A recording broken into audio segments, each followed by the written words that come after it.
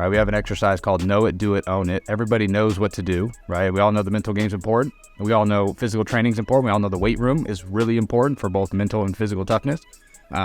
Most of us do it when coach is watching. Like if I went to your practice and you guys had your teams rolling around, like most of them would be doing the right things. But if you guys removed yourself, how many of us would own it? And that's what championship teams do. If you guys weren't there at practice and you said, hey guys, you got 3 hours to run this practice. Here's the practice plan. Go execute it. And they did it.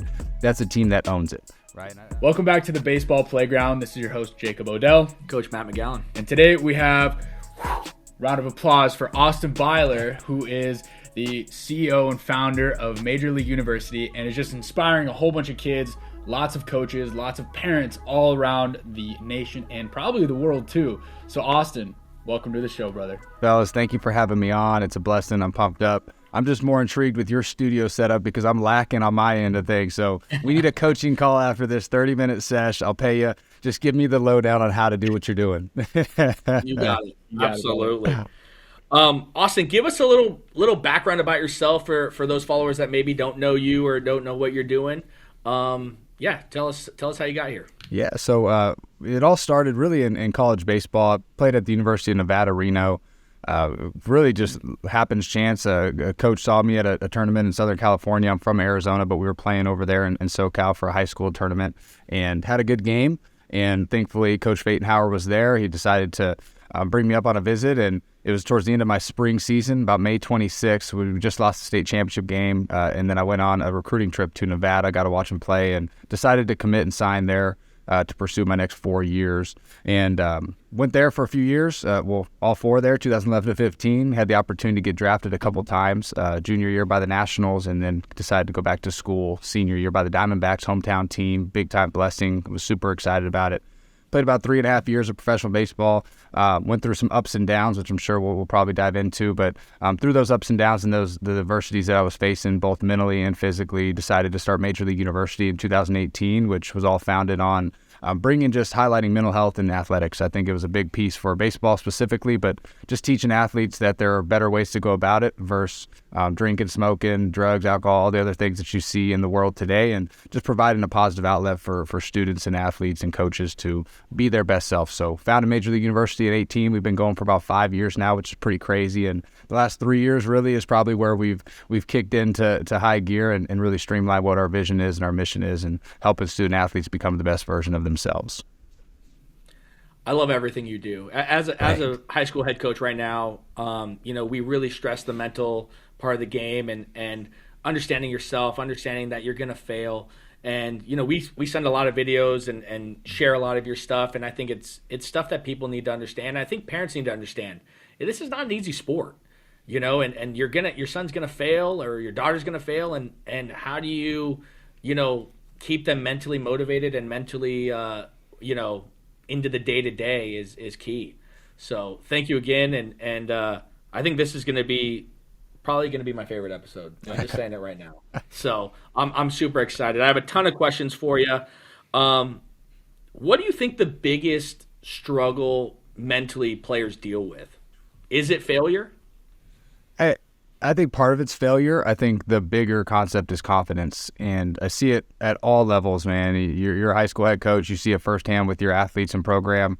I see it in the collegiate levels with teams we work with, and I see it at the professional level with athletes that we work with individually. And to know that somebody has been at the very highest level and has been a first rounder and paid a lot of money to do what they do, and they still don't feel confident in what they can bring to the table, to some people might sound ridiculous and fake, but to me it makes so much sense because everywhere you go, of course, baseball keeps getting better, whatever sports you decide to play. But the number one thing we see with athletes today is confidence, right? Lacking in the confidence and belief. And I believe that it comes from a few things. Number one, the fear of failure. That's a big piece. A lot of athletes fear failure, whether it's they don't want to have that conversation with their coach or what's coach going to think about me. If you're in professional baseball, what's the organization thinking about me? And we all know that you can do pretty good and still get released pretty quickly in professional baseball. And that's a big piece, fear of failure. Maybe it's the car ride home with my parents or what my parents are going to think of me, because some athletes we know deal with a lot of things at home and maybe don't have the best lives there. And so that's number one. The other one is the fear of comparison. And with social media today, it can be used for a lot of good and a lot of blessings and to get you to the next level in your career and showcase your abilities and your skill sets and who you are as a person, which is a beautiful thing. but it can also be used to compare yourself to everybody else in the world. And I cannot tell you how many times I'll talk to athletes as young as 12, 13, 14 who are on Instagram or TikTok, and they see the 13-year-old phenom in the Dominican Republic, or they see the San Diego kid who's should be at Arizona State University as a 16-year-old, right? And they see these phenoms and all these highlight reels of other people's lives, and they forget that they're running their own race, their own journey, and their own path. And so that's really important. So I think confidence is the number one thing we see with athletes, and to me it stems from those two: fear of comparison, fear of failure, what other people might think about me. Yeah, there's a lot of variables that go into how people are acting, especially at the young age. Everybody's trying to figure things out. Like, I know I didn't have things figured out when I was younger, and I'm sure Matt didn't either, and neither did you. So there's this huge learning curve to just life itself. Now, I watched a show with you on it, and there was one key thing that you had talked about, which was the identity shift, and talking to players and coaches and, even just major leaguers, right? And having that identity shift of who they were in the past and where they see themselves in the future. So run me through the identity shift that a lot of people go through. And it's so powerful, and you guys, I'm sure, have dealt with it as well. And I think for a lot of people in our world, man, it's not just athletes, it's human beings. It's these athletes' parents as well, right? And we identify ourselves as, I'm the CEO, I'm the manager of this business, I'm the this, the that, the this, or I'm the baseball player. And when somebody asks you, who are you? Hey, Johnny, who are you?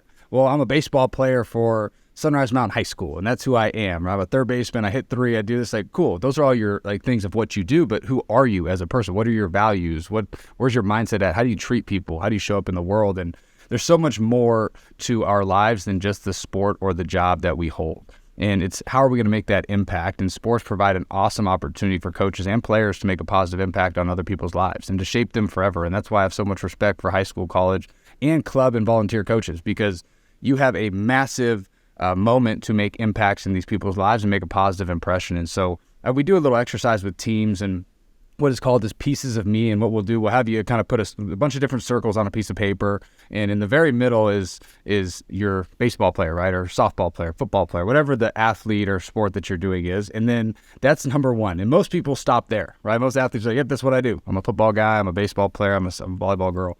And then we have them put all these other circles. Hey, are you a brother or sister? Are you a friend to somebody? Are you a mentor maybe to somebody? Like, are you a good student in the classroom? Right? What do you like to do? Hunting, fishing, traveling, snowboarding, skiing. What do you like to do outside of this sport that brings you joy and happiness? If we find all of our happiness and fulfillment through what we do in the sport, we'll never be happy.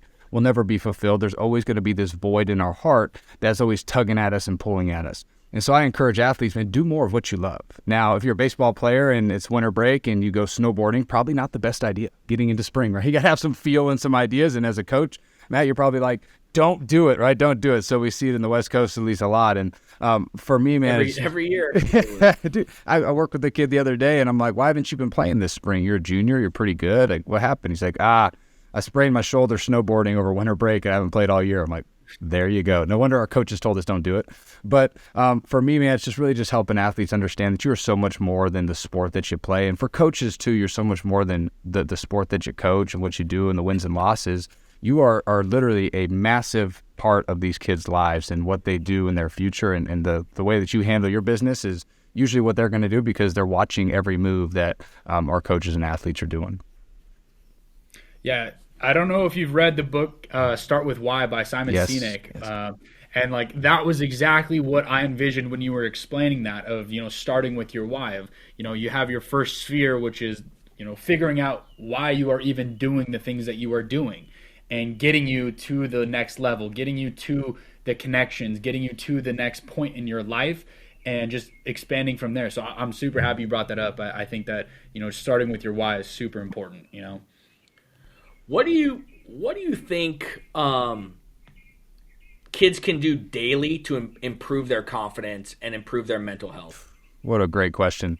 So a few of the things that we teach a lot of our athletes and teams, and this is where if you do it, you can find success, but you got to know who you are, right? I'm a big believer that like there is no cookie cutter way. Like what I do might not work for you guys. What you guys do might not work for some of your players, and vice versa, right? But you got to find out what works for you, number one. The things that we like to teach a lot of our athletes is a lot of meditation and visualization, and I'll teach them in a couple different ways. There's the typical meditation where you kind of just gain awareness and you're just watching your thoughts pass by. I love the idea of, I heard it from this yogi, I don't even know who it was, but it just made sense to me. It's like, imagine the busiest freeway that you're sitting on the side of the road in a lawn chair, watching the busiest freeway that you have in your town. So for me, in Phoenix, we have a bunch of different freeways. So I'm sitting there watching it, and all the cars driving by are simply just thoughts in your head. Right? This is like a analogy for you doing your meditation. Some look sexy, the sweet new Range Rover or Tesla or things that you want to drive in. Others are like the beat up old Ford driving down the road, barely getting down the road. But you see all these different cars or thoughts in your head, and you can either grab onto them and roll with them, or you can just simply sit there and watch them pass by as they come in and then leave your mind. And so that was a big piece that I love just to help our athletes. But meditation has been huge, and I've seen a big impact in a lot of these athletes and just the way that they approach their day-to-day.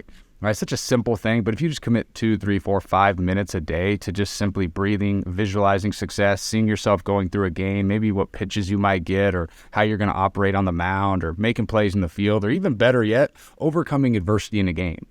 Some athletes will say, Coach, I'm doing it, but I see myself striking out. I'm like, great. See yourself overcoming the strikeout. And how do you pursue after that strikeout or after you give up a hit or whatever it might be and start taking control of your mind? So that's one big time kind of mental shift that we help our athletes with. The other ones are performance journaling, and I label it performance journaling because a lot of young males are like, journal, what the heck? I ain't doing that. But for me, it's simply just put your thoughts on paper, man. Like, get them out of your head. They're only going to discombobulate how you're thinking and cloud your mind. Let's put them on paper so it gets out of our head, out of our way, and now we can process through them. It's amazing that if I could just see what I'm thinking, I realize that it's really not that big of a deal. Like that one thing I'm worrying about isn't going to change, be life or death, right? Like a lot of other people deal with. So some performance journaling, daily gratitude, affirmations, and that's where it works for certain people. It doesn't work for others. I have certain athletes who love it and they buy into it and they're all about it. I have other athletes who are like, dude, I can't do that. Like, I just don't do it. I'm like, cool, let's try something different. The other one that I love, and I started doing this as a player, and it just changed my mental toughness because of a couple of reasons I'll explain, but cold showers or cold plunges.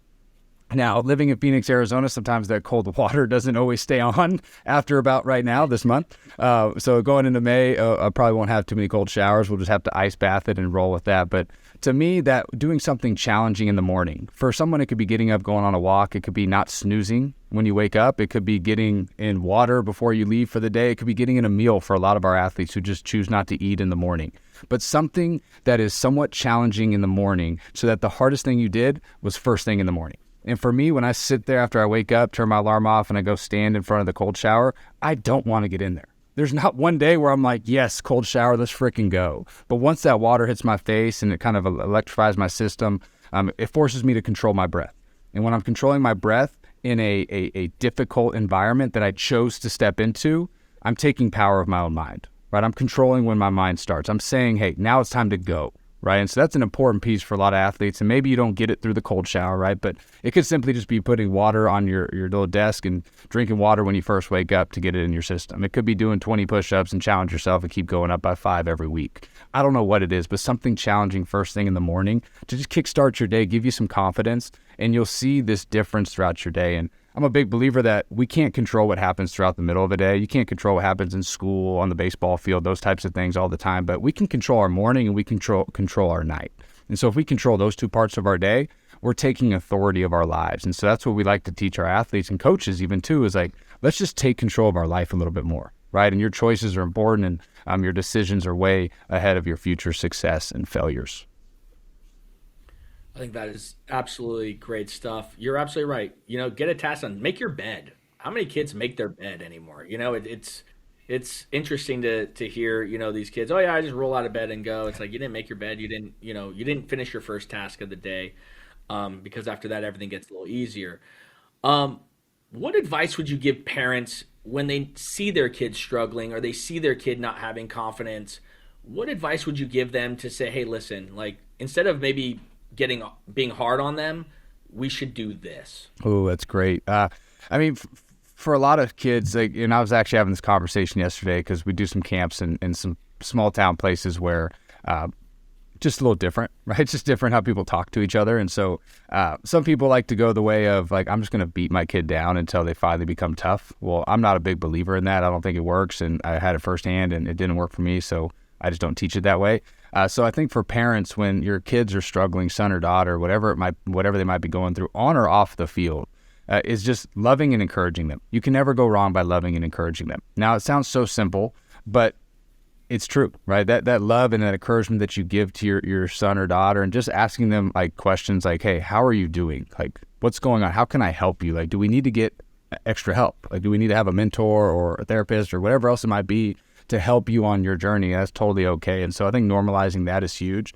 And staying away from the statistics, right? And what that performance was on the field. We don't need coach at home too, right? You got enough coaching in your day. Like, we don't need you to coach them on the ride home and then coach them at home while they're going to bed. And now this kid's just getting beat down and burnt out. And that's why so many kids stop playing after 12 or 13 years old. They just get burnt out, right? I saw something the other day. It's like, kids don't quit. It's like, kids quit, coaches, not the game. And it's like all these coaches who make it really intense and just way too glorified for these kids, man, and just puts them in really stressful situations. So I think as a parent, just helping love on them, right? Encourage them, get them the right help, surround them with mentors, because they're not going to listen to you all the time as a parent. It's just how it is.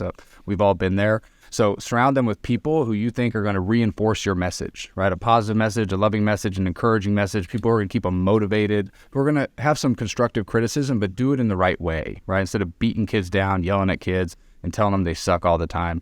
It's like, hey, man, like, you might not be where you're at right now, but let's keep working on a couple of things and find some positives throughout our day that we can keep rolling on and keep improving.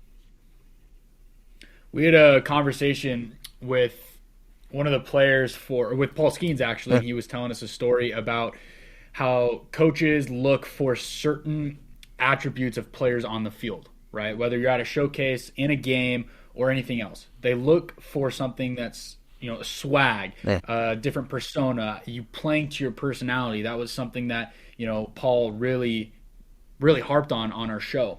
What would you say to kids that don't know what their personality on the baseball field is versus what they are dealing with at home? Oof, that's a great question. You guys are on it, man. So I don't even know, right, where to start on that one. But for the first thing, the simplest way is be you, right? And whatever you is, like, be the best version of you. If you're a quiet kid and you're very introverted and that's just who you are, like, then that's your personality. That's who you are. That's great. Like, be the silent assassin on that field where nobody can tell what's going on, right? Very mentally tough, like a Derek Jeter-esque mentality.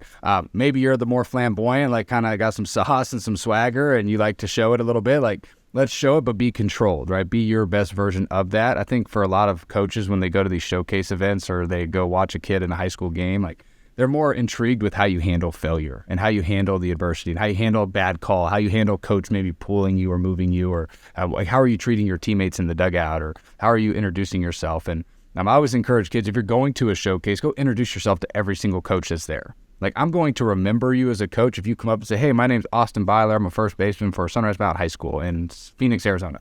Great. Like, I know that kid now. Like, you came up to me, you introduced yourself. There's 75 to 150 kids, but that one person out of all those kids came up and introduced yourself. That's a way that you can stand out for coaches to see you, right? And just to know who you are as a person. So Jay Johnson, he was one of my old coaches, so it's pretty ironic that you mentioned Paul Skenes. And when he was at Nevada for those 2 years, I'll never forget it. It was our junior year, and the only reason I went back to school was really because of him. Like, he was just the best coach I've ever played for. That dude, I could talk for hours on him.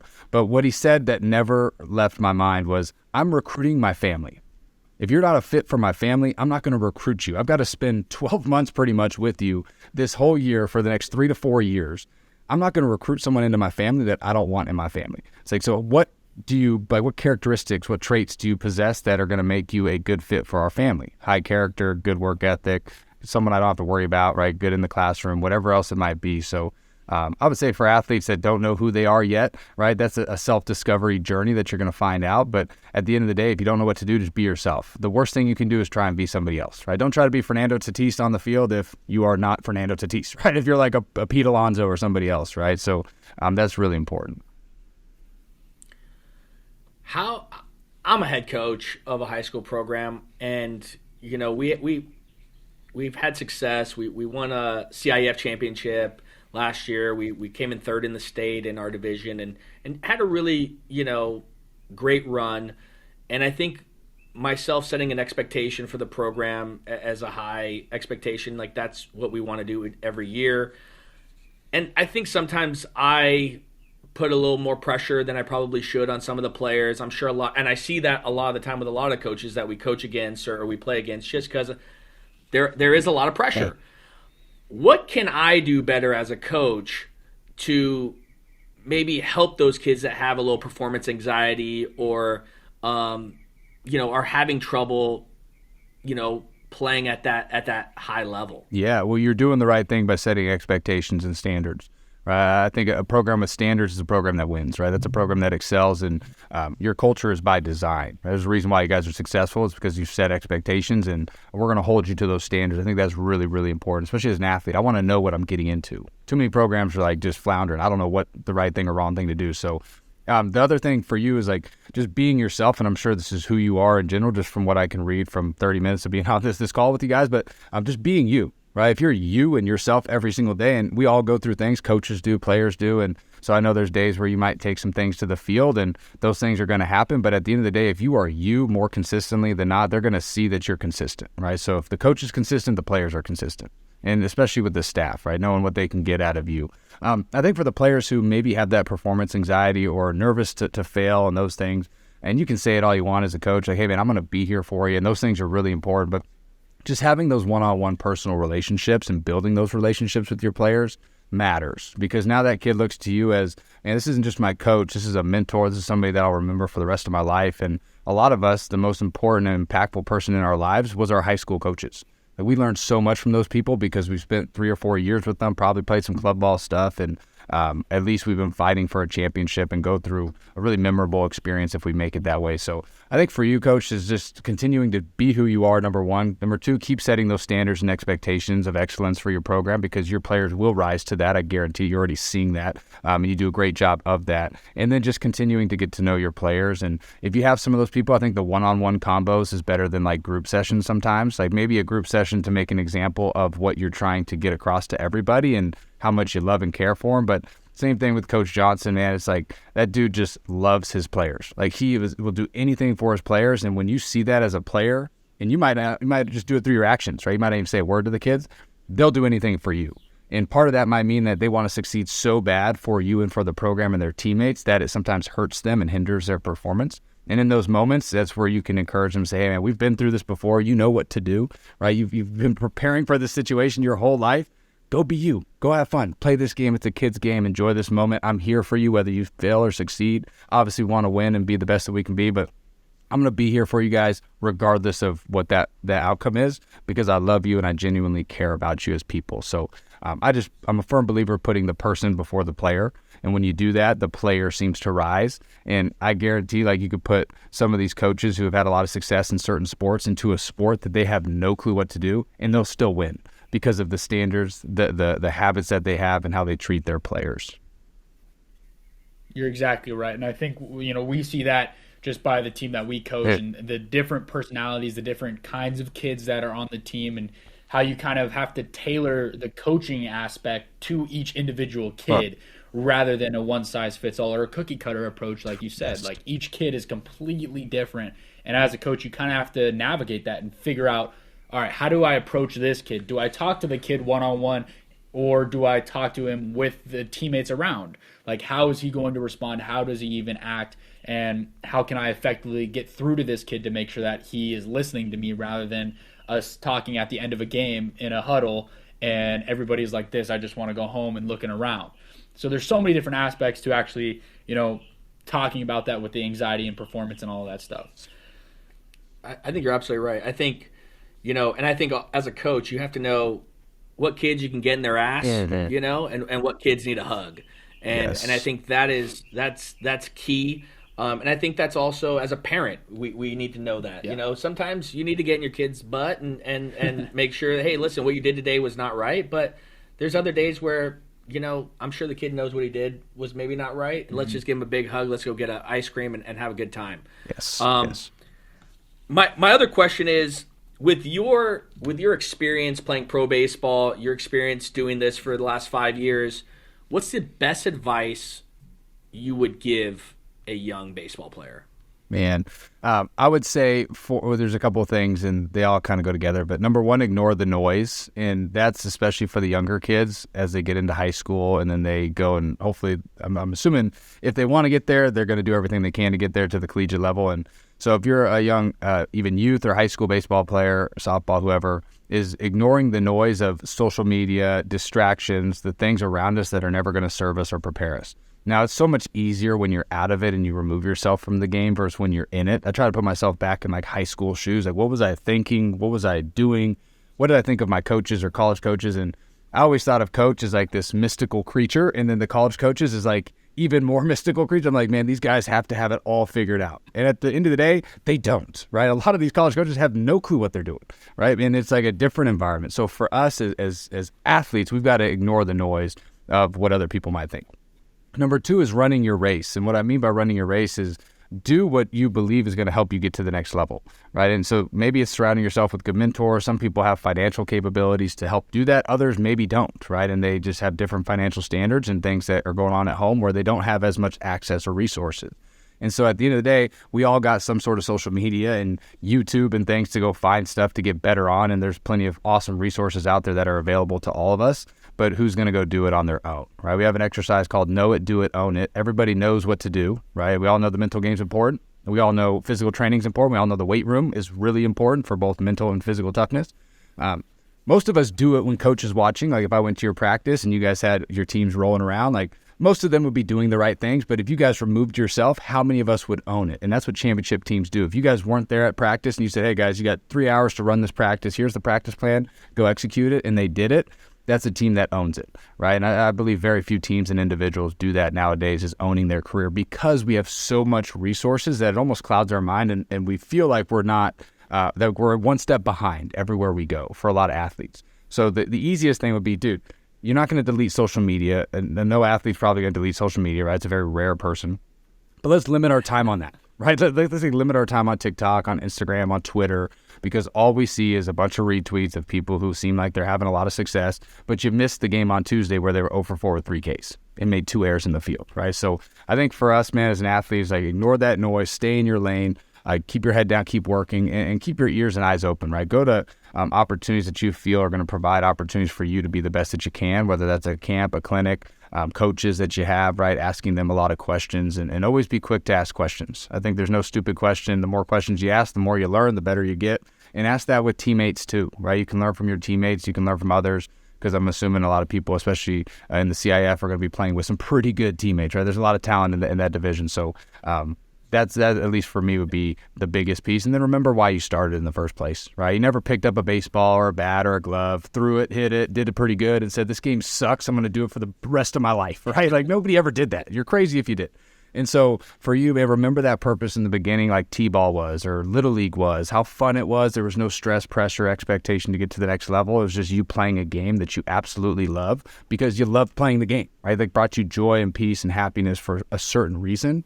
Do not forget that. It's so easy to forget it, especially in the middle or end of a season like we're kind of going into right now for the high school year. Yeah, I love to own it, because that's a huge aspect to just owning it and being yourself on the field. Like we had Riggio on the show, and one of the key things that I remember from Rock was he was talking about whether he was ranked 150 in the country versus being ranked number 1. He's just played his game. He didn't listen to the noise. Of course, like the pressure would get to him a little bit, when you have 30 scouts that are at a game to watch you and everything. But for a lot of these kids, they don't even have that kind of pressure. Like the pressure is just mom and dad in the stands, maybe just mom in the stands, right? And to that note is like a lot of these players have to realize that you just have to go out there, play the game that you love, and enjoy the moment that you have, because you're out there with your buddies, with your boys. You're all just hanging out and fielding ground balls, hitting a baseball, and just enjoying life. So there's just that little like switch in a lot of people's minds where they just have to own it. And I think that's a great point that you brought up. Yeah, a lot of self-induced pressure. Yes. That doesn't need to be there.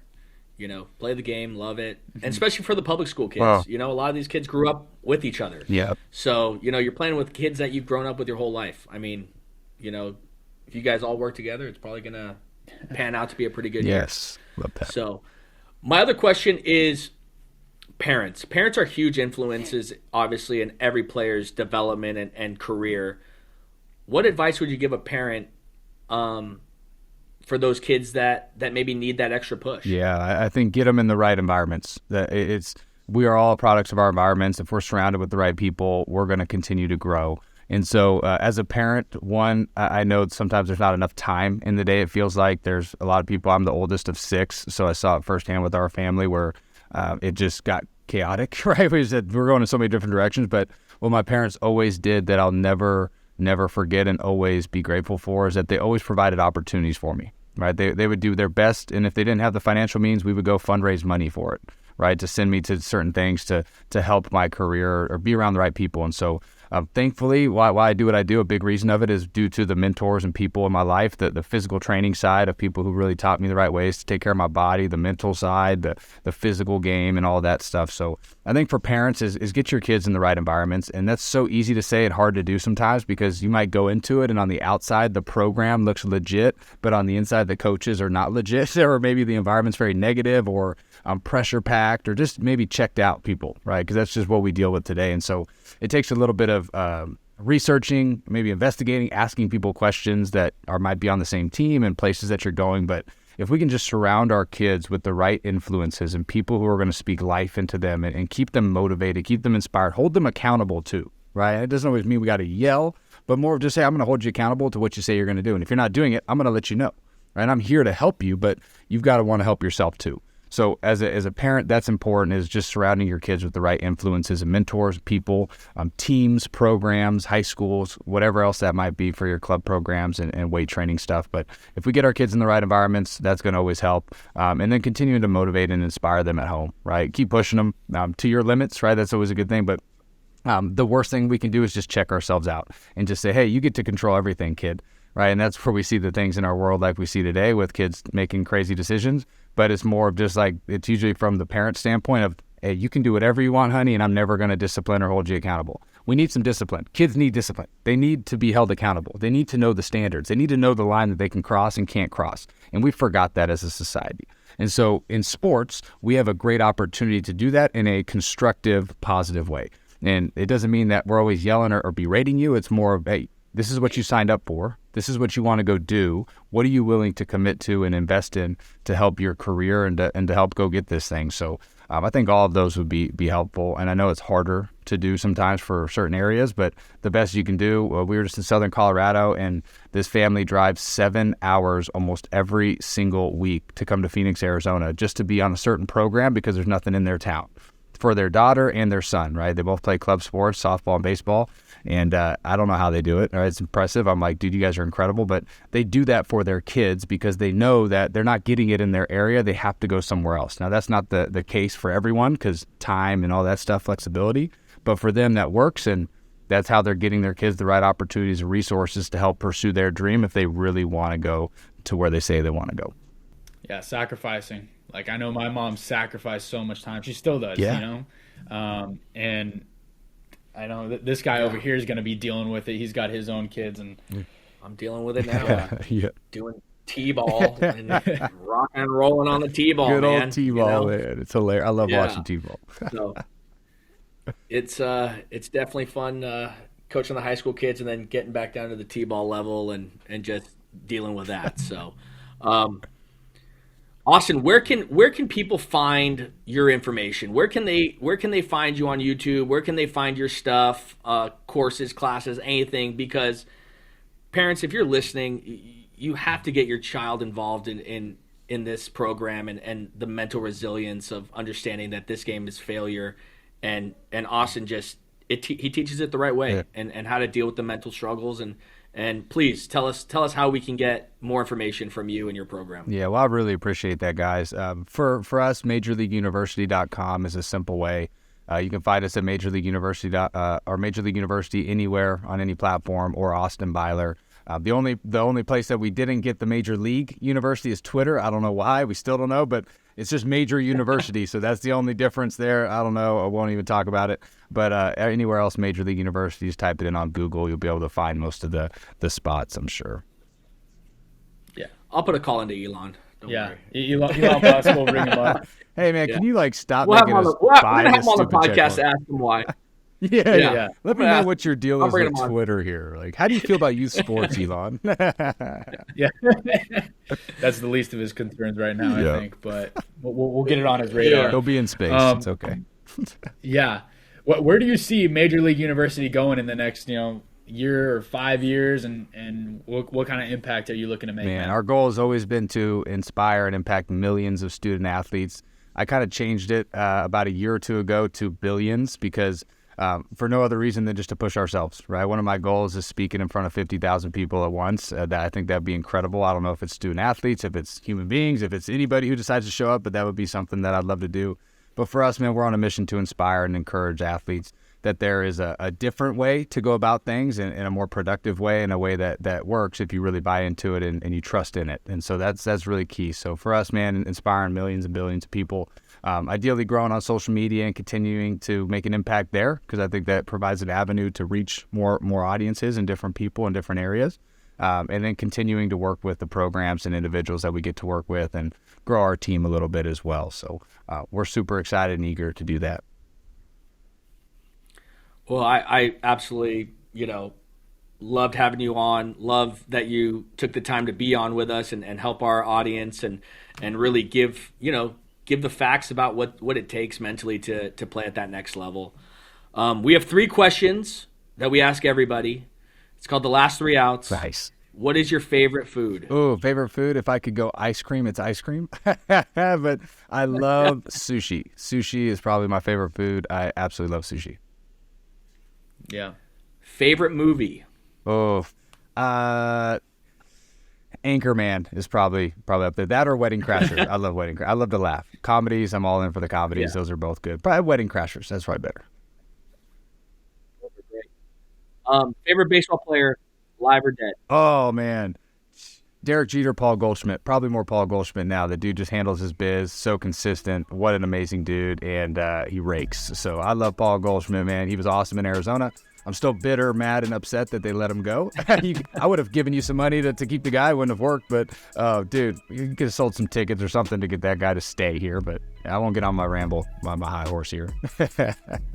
Yeah, no, he's a great ball player. Yeah. Austin, thank you so much for being on. Again, such a big fan of you, such a big fan of what you're doing. I think it's really going to change the game of baseball. And parents, players, please look into it because it will make you better. I promise, 100%. Thank you, guys. I appreciate you guys taking the time. You do a phenomenal job. So super grateful and blessed to be here with y'all. And thank you guys for all you're doing for the game, too. What's up, guys? I'm Austin Byler with Major League University. Please follow the Baseball Playground on Instagram and YouTube. Let's go.